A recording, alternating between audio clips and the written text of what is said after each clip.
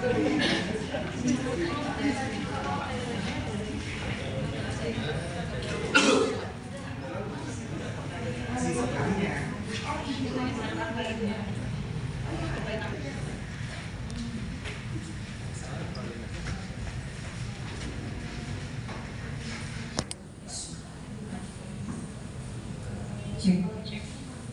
Operator, mohon maaf, Mas Agung, suaranya sudah bisa masuk di Zoom.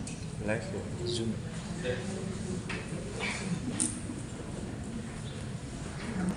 Selamat siang rekan-rekan media yang luar biasa, Bapak Ibu yang hadir secara luring maupun daring pada acara media briefing Hari Kenegaraan Sedunia tahun 2026 dengan tema ke TV speaker itu nggak mati ya?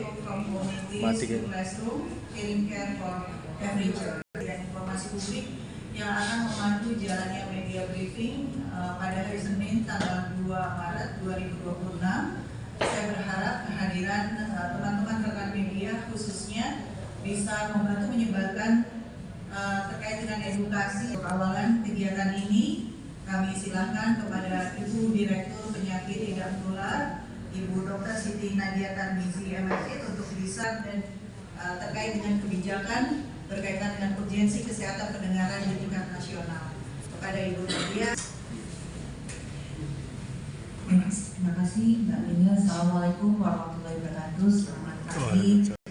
Tentunya terima kasih Mbak Mina yang sudah mengantarkan acara media briefing kita pada pagi hari ini, dan khususnya kepada seluruh teman-teman media yang sudah hadir baik secara langsung, luring ataupun juga yang diikuti secara daring, dan khususnya kepada para narasumber kita dari Hati dan juga adik kita yang sayang, serta dari terima kasih sudah hadir.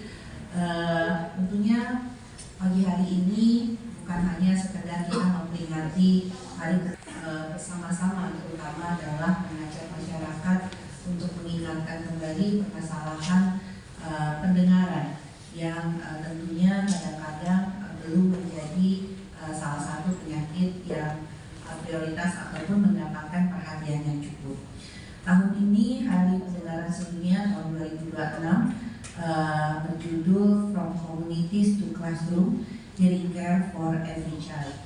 Jadi kalau kita lihat memang pendengaran adalah suatu hal yang sangat penting dalam tumbuh kembang anak. Bukan hanya permasalahan tumbuh kembang anak saja, tapi mulai dari kemampuan bahasa, prestasi belajar, interaksi sosial, bahkan nanti di saat dewasa adalah produktivitas individu. Gangguan pendengaran bisa terjadi mulai dari sejak lahir sampai dengan saat kita lansia.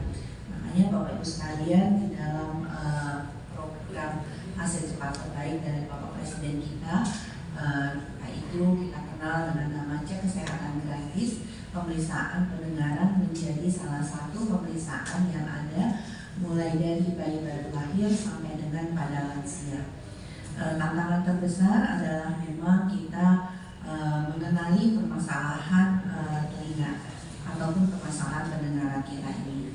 Kalau kita lihat di Indonesia, gangguan pendengaran pada penduduk usia 5 tahun ke atas sesuai dengan hasil Riskesdas tahun 2013 itu adalah sebesar 2,6%. Artinya 2 dari 300 orang akan mengalami gangguan pendengaran. Ini agak berbeda ya. Jadi kita tuh fasenya gangguan pendengaran dulu ya teman-teman media. Baru setelah itu kita mendapatkan gangguan pendengaran itu penyebabnya apa. Jadi kalau kita lihat kan angkanya cukup besar ya. Bayangkan 3 dari 100 orang Indonesia mengalami gangguan pendengaran. Artinya ada masalah nih sama telinganya ya gitu. Mungkin teman-teman media sekalian, saya nggak tahu ya Pak Guru ya, ada nggak ya Pak Guru yang kemudian kesel sama anak muridnya, kok dipanggil-panggil nggak dengar gitu ya, atau orang tua juga bahkan kesel juga gitu ya, kok anaknya dipanggil-panggil nggak dengar, tapi bisa saja tadi karena anaknya mengalami gangguan pendengaran.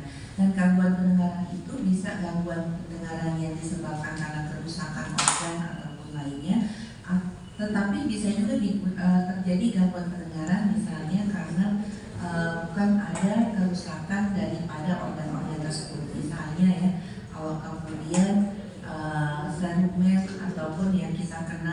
apa ya dokter namanya, tai kuping ya. Kalau bahasa awamnya ya, tai kuping yang banyak keras itu akan menyebabkan kemudian terjadi penurunan pendengaran kita ya.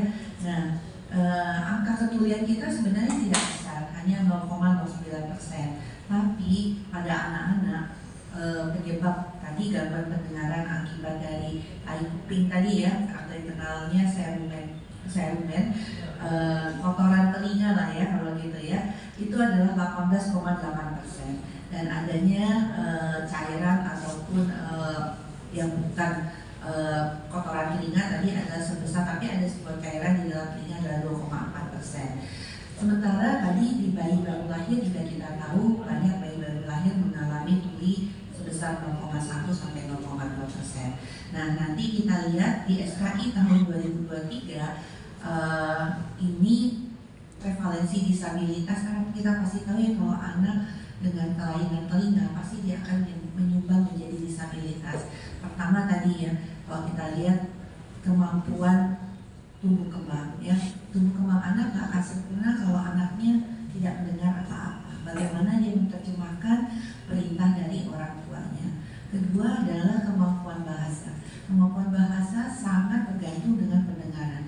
Bisa bayangkan kalau kemudian pendengaran anak tidak baik, dia tidak mendengar apapun, suara apapun, dan apa yang bisa dia kemudian bisa dia tiru. Karena manusia itu kan sebenarnya meniru, gitu kan. Nah, kalau kemudian proses itu dia tidak mendengar, dia tidak bisa meniru kata-kata yang bisa dia dengarkan dengan baik. Jadi bisa bayangkan dua hal tersebut fondasi sekali bagi kehidupan anak-anak maupun nanti saat dia dewasa.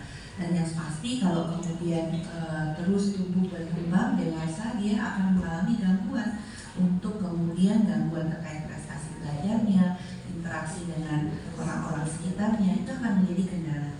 Dan pasti pada ujung-ujungnya akan menjadi beban baik pada keluarga maupun beban finansial juga pada akhirnya kepada negara. Nah, ini yang kita tidak inginkan. Nah, sisi yang kedua adalah kalau tadi kotoran telinga ya, kalau kotoran telinga kemudian dia tidak mendengar dengan baik apa yang diucapkan gurunya atau yang diajarkan gurunya, bisa kita bayangkan prestasi anak-anak sekolah kita seperti apa. Kadang-kadang mungkin ya Pak Guru ya nilainya jelek bukan karena anaknya nggak pintar ya, karena mungkin anaknya nggak dengar gitu ya kan. Dan kadang-kadang guru juga nggak tahu kalau anaknya nggak ada masalah di telinganya. Ini malah, ini kok kenapa sih kok nggak dengar, malah mungkin kok nggak bisa menangkap, malah mungkin kadang-kadang dikatakan IQ-nya tidak baik karena tadi hasil ulangannya jelek terus. Padahal mungkin saja dia tidak mendengar apa yang disampaikan oleh gurunya karena bukan permasalahan kelainan telinganya, tapi ada kotoran telinga. Jadi ini yang kita lihat, bagaimana kemudian kita tahu bahwa pendidikan dimulai dari yang dasar, tapi kalau kemudian sudah terganggu karena masalah-masalah indera, ini yang tentunya akan berdampak pada apa yang kita inginkan di negara kita di tahun 2045, yaitu negara bonus demografi yang kita harapkan supaya kita memiliki kualitas SDM yang bisa berdaya saing di dunia global. Jadi sangat kompleks teman-teman kadang, tapi kita pernah nggak berpikir sebegitu jauhnya masalah pendengaran yang terjadi kalau kemudian tidak segera kita atasi. Nah, dari hasil cek kesehatan gratis saja kita tahu bahwa tahun 2025 ada 18,6 juta anak, 18,6 juta orang yang dilakukan screening usianya di atas 7 tahun, dan 1,8%-nya tadi ada gangguan telinganya. Nanti kita lihat gangguan pendengarannya apa bisa tadi ya, tapi paling banyak adalah kotoran telinga. Kemudian per tahun 2026 ini sudah 4,1 juta orang yang melakukan pemeriksaan EKG, 51.000-nya atau 1,24%-nya adalah mereka yang mengalami gangguan telinga. Jadi gambarannya kurang lebih sama seperti data Riskesdas tahun 2013 sampai 2031. Jadi nggak bergeser gitu permasalahan telinga kita 2013 sampai sekarang. Kalau kita lihat setelah kita melakukan screening besar, ternyata gangguan pendengaran itu masih menjadi kendala. Padahal kita tahu ada program-program UKS yang kita lakukan. Nah, tapi artinya ini kembali kita mengingat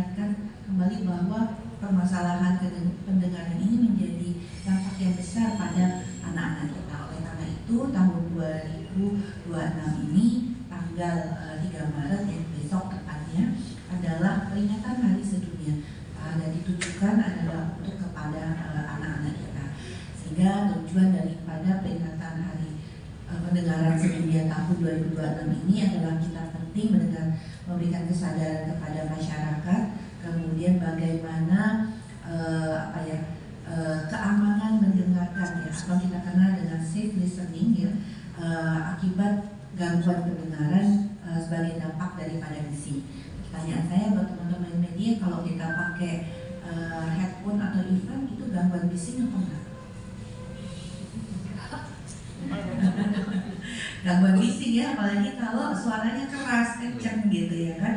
Karena biasanya gini, kalau kita punya kotoran telinga gitu ya, nah itu yang bikin kemudian, karena nanti saya akan menjelaskan telinga kita tuh akan adjust. Kenapa kemudian kok pakai earphone bisa lama-lama jadi tuli gitu ya. Kampanye untuk safe listening atau mendengarkan yang sehat gitu ya, membatasi volume dan durasi penggunaan earphone ataupun juga headset. Rumusnya itu 60-60, artinya kalau volumenya 100 maka kita maksimum bisa 60% saja ya.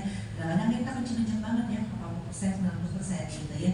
Nah, sementara setiap 60 menit menggunakan earphone kita harus mengistirahatkan telinga kita. Kalau kita lihat di saat ini ya, generasi muda Indonesia kemana-mana di telinganya disumpel sama earphone. Bener nggak? Ya, lagi nunggu LRT, bahkan kalau di trans juga pakai earphone ya, gitu ya, bukan hanya karena Zoom atau lainnya. Nah, bisa bayangin ada istirahatnya nggak? Ya nggak apa sih kalau earphone-nya dipakai doang, gitu ya. Tapi kalau earphone-nya kemudian kita tahu banyak mendengarkan mungkin Spotify atau lainnya ya, jadi kemudian itu akan mengganggu. Apalagi kalau mau tidur sekarang, saya lihat bukan cuma generasi sekarang, anak-anak saya juga mau tidur apa pakai earphone, ngapain buat pengantar tidur gitu. Nanti sampai tidur baru bangun, baru bahkan earphone-nya masih sampai pagi gitu ya. Jadi ini yang perlu kita kampanyekan buat mungkin terutama adalah generasi muda kita yang di perkotaan ya. Bahkan udah bagus nih lari-lari pagi gitu ya, olahraga tapi pakai earphone juga ya. Ya. Nah, jadi itu nggak balance tuh, dapat aktivitas fisiknya tapi telinganya terdampak ya. Jadi nanti ini yang ingin kita sampaikan, kita jelaskan kepada masyarakat juga, dan bukan hanya pada mereka yang usia 18 tahun, bahkan anak-anak yang usianya juga masih sekolah itu juga sudah melakukan penggunaan earphone berlebihan.